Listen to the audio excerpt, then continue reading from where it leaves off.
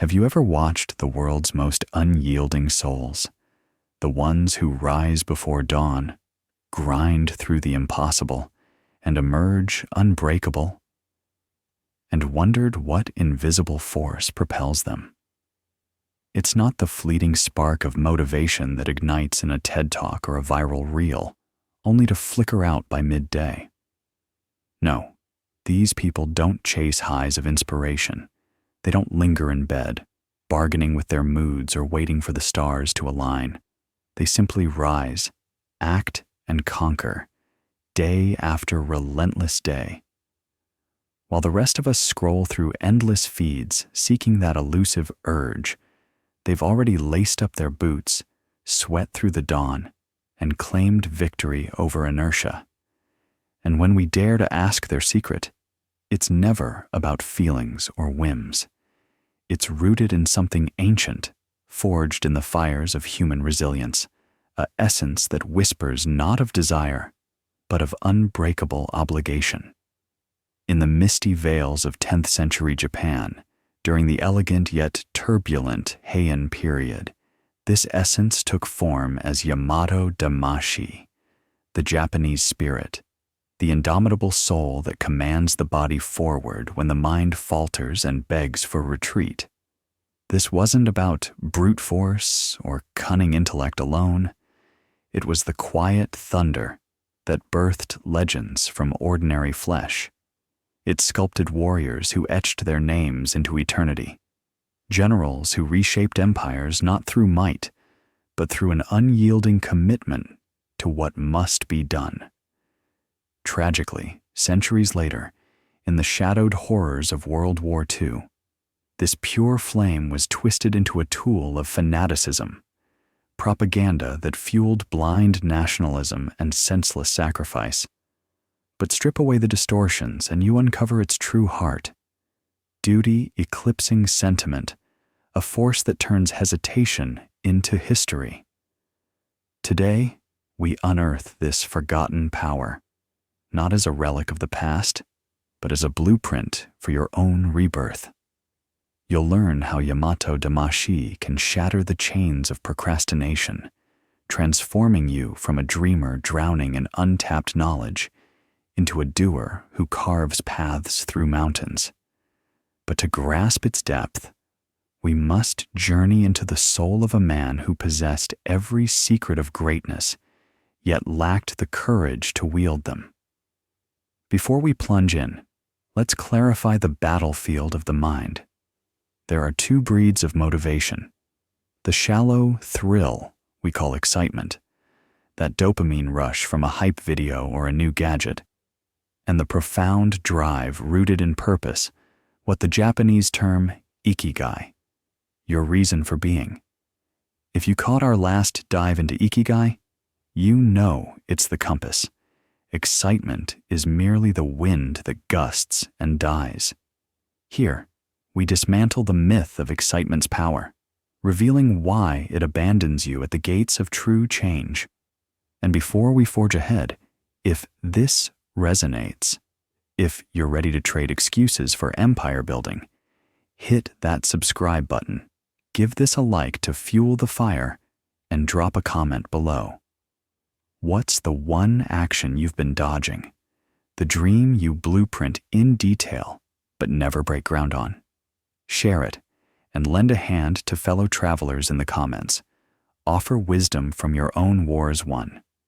Together, we build not just viewers, but a legion of unstoppables. Thank you for lending your eyes and heart. Now, let the tale unfold. Chapter 1. The Scholar's Shadow. In the year 950, amid the opulent courts of Heian, where cherry blossoms danced like fleeting dreams and silk robes whispered secrets of status, lived a young man named Tadayoshi. At just 24, he was a prodigy of the page, the heir to a noble lineage steeped in scholarly prestige.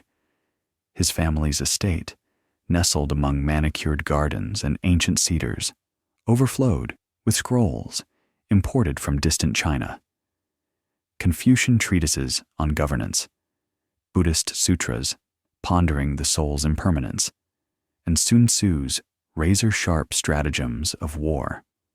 While his peers, the gilded youth of the aristocracy, squandered moonlit nights on sake-fueled revelries, poetic flirtations, and idle court games, Tadayoshi barricaded himself in his chamber, devouring knowledge like a starving wolf. His dream burned bright, to rise as a legendary warrior, a general whose commands could bend the tides of battle and secure Japan's fractured realms. He envisioned leading charges across fog-shrouded fields, his banner fluttering defiantly against invading winds. Yet, an insidious flaw gnawed at his core. He could not bridge the chasm between knowing and doing. Each dawn, Tadayoshi awoke with a symphony of grand intentions echoing in his mind. Today, he'd vow to the rising sun filtering through his shoji screens, "I claim my destiny. I'll grasp my katana, drill until my palms blister and bleed, forge my body into a weapon worthy of my visions."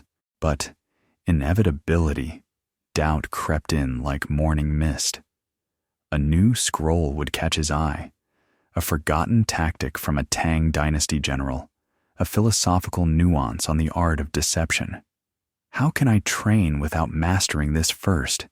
He'd rationalize, sinking back into the cushions, quill in hand, scribbling notes until twilight stole the day. The cycle repeated, preparation devolving into paralysis, ambition suffocating under the weight of endless, just one more page. Whispers slithered through the estate like serpents in the grass. Servants, bowing low as they served his meals, exchanged knowing glances. "Master Tadayoshi, the eternal student," they murmured in the kitchens. Among the nobles at court gatherings, the mockery was sharper, veiled in polite laughter. "Ah, the warrior of words," they'd jest behind painted fans. "He'll slay you with a sonnet, but never with steel." The barbs pierced deep because they rang with truth. Tadayoshi's mind brimmed with strategies to command legions, yet his own body remained untested, soft from sedentary hours, untouched by the raw ache of exertion that tempers theory into mastery. One evening, as autumn leaves swirled in a crimson storm outside, his father, a grizzled veteran who had advised emperors in shadowed war councils, confronted him in the family's dimly lit hall. The old man's eyes, scarred by battles long past, bore into his son like forged blades. "You possess the intellect of a shogun, Tadayoshi, but the resolve of a cloistered monk. Knowledge hoarded like treasure in a vault serves no one. You are a phantom haunting these halls, full of potential, yet utterly lifeless." The words struck like a thunderclap, reverberating through Tadayoshi's sleepless night. He tossed on his futon, the silk sheets twisting around him like accusations, all those years buried in texts, mapping out victories on parchment, and what had changed? Nothing. He remained the same, frail in spirit, adrift in hesitation, a prisoner of his own overthinking. As the first hints of dawn painted the sky, a spark ignited, not of fleeting motivation, but of desperate resolve. He rose, not to another book, but to the unknown beyond his door. Chapter 2. Whispers in the Woods. Tadayoshi wandered into the dense forest flanking his family's lands, the chill air nipping at his fine robes, the underbrush crunching under his uncalloused feet. The world felt alien outside his study. Birds trilled warnings, leaves rustled like forgotten pages, and the sun's early rays pierced the canopy in golden shafts. He sought no destination, only escape from the echo of his father's disdain. Perhaps clarity would emerge from the chaos of nature. Perhaps he'd find justification to retreat back to his scrolls. Then, a rhythmic cadence sliced through the silence, the whoosh of air parted by wood, the thud of strikes against unyielding targets. Drawn like a moth to flame, Tadayoshi pushed through the foliage to a modest clearing bathed in soft light. There stood a solitary figure, perhaps 50 years of age, his gray-streaked hair bound in a simple topknot, his weathered skin etched with scars like ancient maps of survival. He wielded a bakken, a wooden sword, with hypnotic precision, repeating the same sequence, a downward slash, a pivot, a thrust, over and over, as if etching eternity into the earth. No flourish, no drama, just relentless motion, his face a mask of stoic calm, devoid of strain or joy. Sweat beaded on his brow, but his breath remained steady, synchronized with each strike. Tadayoshi watched, transfixed, his heart pounding in a way no book had ever stirred. This was raw embodiment, the poetry of action he'd only read about. As the man paused, wiping his brow with a ragged sleeve, Tadayoshi stepped forward, his voice trembling with uncharacteristic boldness. "Master," he said, the honorific spilling out instinctively, "your discipline is unlike anything I've witnessed. It radiates a power that commands respect. Please impart your wisdom to me. Teach me to wield such unyielding focus." The man's gaze swept over Tadayoshi appraisingly. From the embroidered hem of his kimono to his smooth, ink-stained hands, the posture of privilege untouched by toil. A faint scoff escaped his lips. "No," he replied flatly, turning to gather his meager belongings. Worn mat, a water gourd. Desperation surged in Tadayoshi's chest, hot and unfamiliar. "Wait! I've immersed myself in the arts of war. I can recite Sun Tzu's every axiom, dissect the maneuvers of Han generals. I learn swiftly. Give me a chance." The man halted, pivoting slowly, his eyes hardening like tempered steel. "You know techniques? Impressive. Then apply them on your own." He resumed his stride, dismissing the plea as one might swat a fly. Shame and fury intertwined in Tadayoshi's throat, burning like swallowed embers. "Please," he called, his voice cracking with raw need. "I must change. I yearn to transcend this hollow existence, to become more than a shadow of potential." The man paused once more, his back still turned, silence stretching like a drawn bowstring. Finally, without facing him, he spoke. "You'll abandon this path. They all do." "I won't," Tadayoshi shot back, his words fueled by a mix of defiance and terror. A low chuckle rumbled from the stranger. "Everyone quits when the fire fades." He turned, scrutinizing Tadayoshi's face, searching for cracks in the facade of desperation. Despair gleamed there, but he knew it well. A transient storm, not the bedrock of endurance. Yet, perhaps this pampered noble needed to shatter against reality to rebuild. "Tomorrow," he conceded, "before the sun crests the horizon, return here. If you appear, I might consider. If not, vanish from my sight forever." Tadayoshi nodded eagerly, his heart racing. "I swear it. I'll be here." The man's lips curled in wry amusement. "Swears mean nothing. Actions etch truth."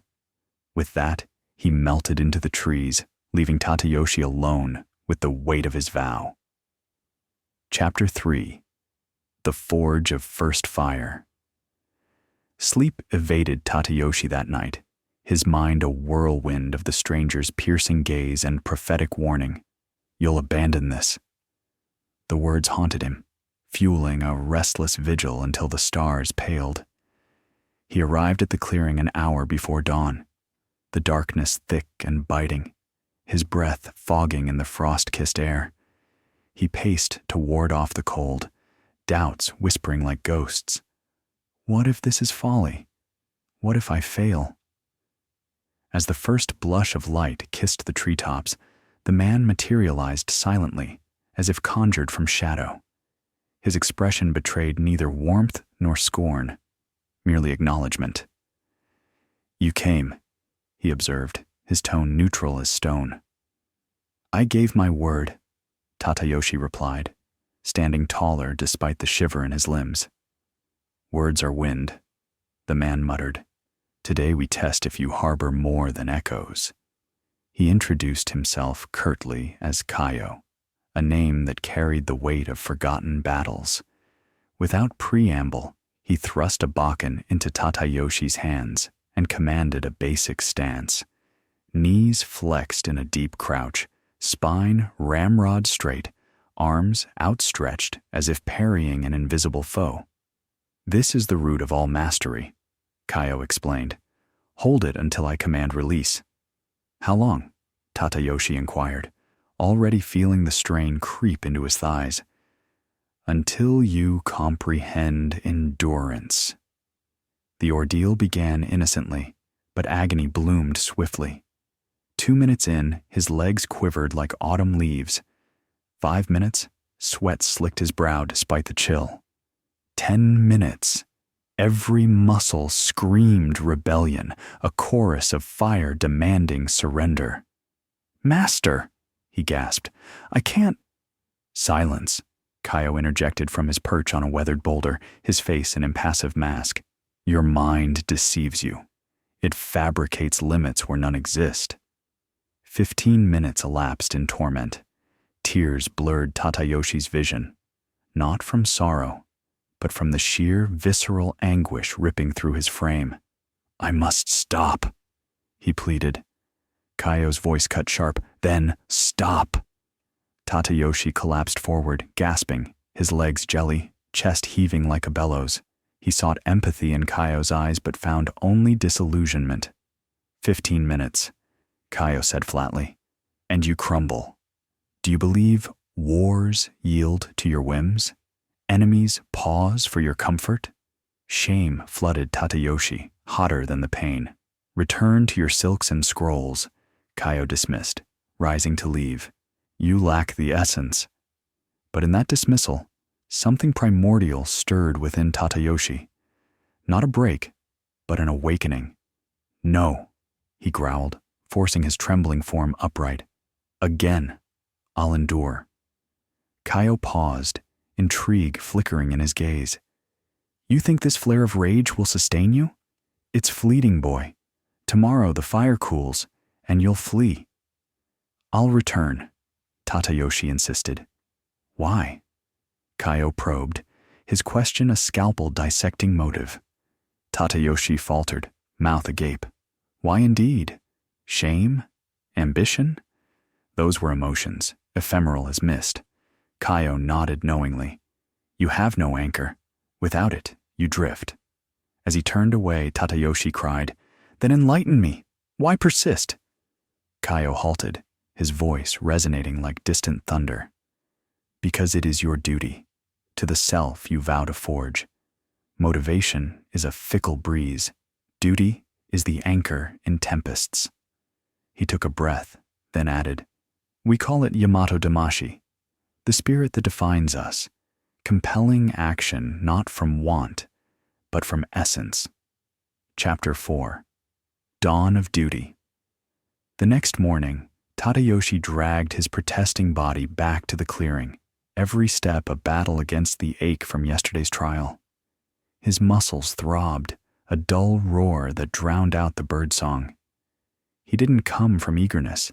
The novelty had worn thin. Yet Kaio's words echoed, "Duty remains even in the storm." Kaio awaited, his posture unchanging, but a subtle nod acknowledged the return. Not praise, but recognition of grit. "You're here," he noted. "As promised," Tadayoshi replied, weariness lacing his tone. "Yesterday's promise burned with passion. Today's is laced with fatigue. Which reveals truth?" "Today's," Tadayoshi admitted, the honesty bitter on his tongue. "Precisely," Yesterday was motivation's illusion. Today is duty's reality. One evaporates, the other endures. Kaio commanded the stance anew, but prefaced with wisdom. Yamato Damashii isn't a sensation. It's embodiment. You perform until you become. As Tadayoshi held, gritting through the burn, Kaio queried, "What filled those books of yours? Strategies? Tactics? Formations?" Tadayoshi grunted. "And did they mold you into a warrior?" "No, because I never acted." "Half right," Kaio corrected. "Your Chinese lore holds value, wisdom in ink, but an ancient proverb warns, knowledge avails little without Yamato Damashii." Tadayoshi's legs buckled at 20 minutes, an improvement born not of strength, but surrender to pain. Kaio approved faintly. "You advance not from might, but from recognizing hesitation as the true foe." Centuries hence, a scholar at the University of Tokyo, after immersing in samurai lore for over a decade, would elucidate. In the Heian era, Yamato Damashii distinguished imported intellect from innate resolve. The Japanese elite revered Chinese thought, but saw its sterility without action's spark, the gap between theorizing a swim and plunging into the current. Chapter 5. The River's Reckoning. On the third dawn, Tadayoshi arrived as the sky blushed pink, his resolve a fragile thread. Kaio wasted no words. Today, discern desire from necessity. Follow. They trekked to a roaring river, its waters a churning torrent of icy fury, fed by mountain snows. Kaio pointed to a slick boulder midstream. "Perch there. Maintain your stance until enlightenment dawns." Tadayoshi eyed the frothing rapids, dread coiling in his gut.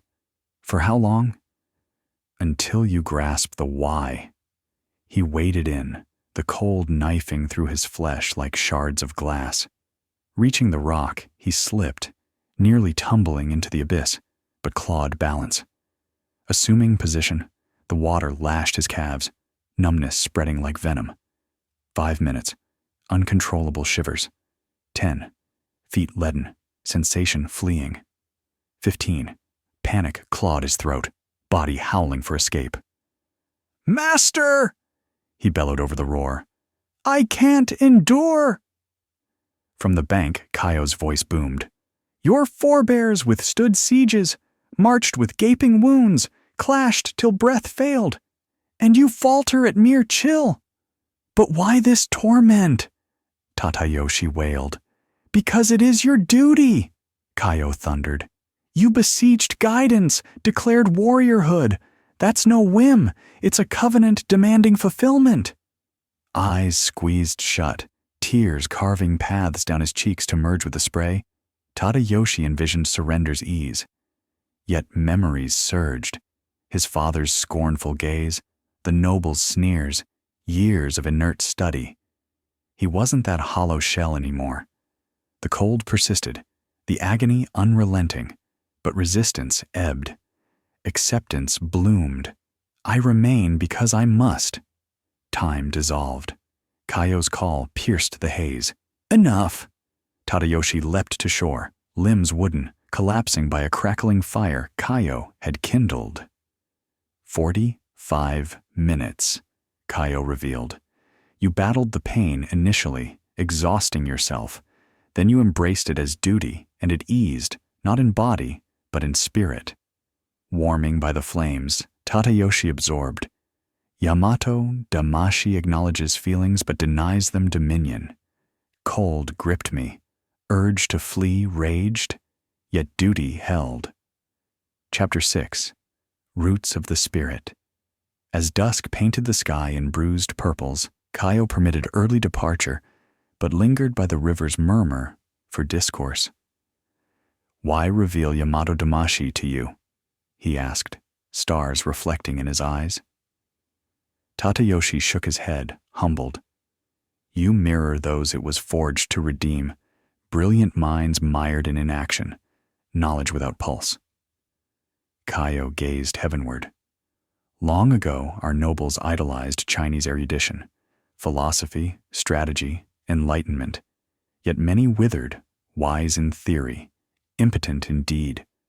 Our ancestors coined Yamato Damashii to bridge that void, not rejecting foreign wisdom, but animating it with native fire. It's the craftsman to knowledge's tool, Kaio elaborated. A flawless blade rusts unused without the hand to swing it. Tadayoshi drank in the revelation. Action birthed wisdom, not scrolls alone. True insight, Kaio concluded, springs from deeds under duress, from duty's forge, where hesitation dies and resolve reigns. Chapter 7. The Moonlit Temptation. By week 2, Tadayoshi's form hardened, stances held longer, sinews awakening. Yet temptation loomed, the full moon festival, a whirlwind of courtly splendor, lanterns bobbing like fireflies, melodies weaving through laughter, sake flowing like rivers of forgetfulness. Invitations arrived, stirring old longings for ease. The eve before, sleep fragmented amid inner turmoil. 7 days unbroken, he reasoned. One night's reprieve won't unravel me. I've earned respite. Dawn came. The clearing stood empty. Kaio watched the sun ascend, solitude unbroken. Tadayoshi awoke midday, head throbbing from revelry's excess, guilt a leaden shroud. He'd fractured his vow, the festival's allure, proving stronger than steel. Next morn, he approached expecting abandonment. Yet Kaio waited, sorrow etching his features, not rage, but profound disappointment.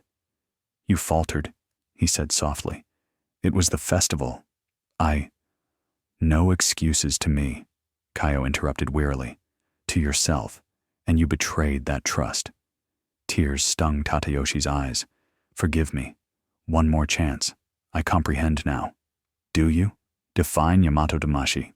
It's acting despite reluctance, duty over emotion. Surface truths, Kaio pressed. Dig deeper. Closing his eyes, Tadayoshi reflected on trials endured. It's identity, not mere habit. Betraying it wounds the self I've sworn to be. Kaio nodded solemnly. Insight dawns. But consequence followed, a grueling 2-hour stance, no quarter given. As Tadayoshi crumbled in sobs, Kaio intoned, This agony, chosen yesterday. Duty deferred amplifies retribution. In that crucible, Tadayoshi glimpsed the game's shift. Discipline wasn't force. It was redefining self. Chapter 8. Forging identity training evolved. Less brute exertion, more introspection. Seated in the clearing, Kaio posed. Discipline isn't conquering hardship. It's embodying non-negotiation. Tadayoshi pondered as Kaio sketched in soil. I should train invites debate. I am a trainer erases it. Identity brooks no compromise. The epiphany landed. Yamato, Damashii wasn't coercion. It was alignment, action flowing from core being. Great warriors didn't deliberate training, Kaio said. It was intrinsic. Your flaw? Identifying as scholar-aspiring warrior, not warrior who studies. In months ahead, Kaio vowed, we reshape you through ritual. Decide once, enact eternally. Chapter 9. Rebirth in repetition. The ensuing moons blurred into brutality, but Tadayoshi's mindset transmuted. Negotiation ceased. He declared, I am warrior. 90 days unfolded without falter.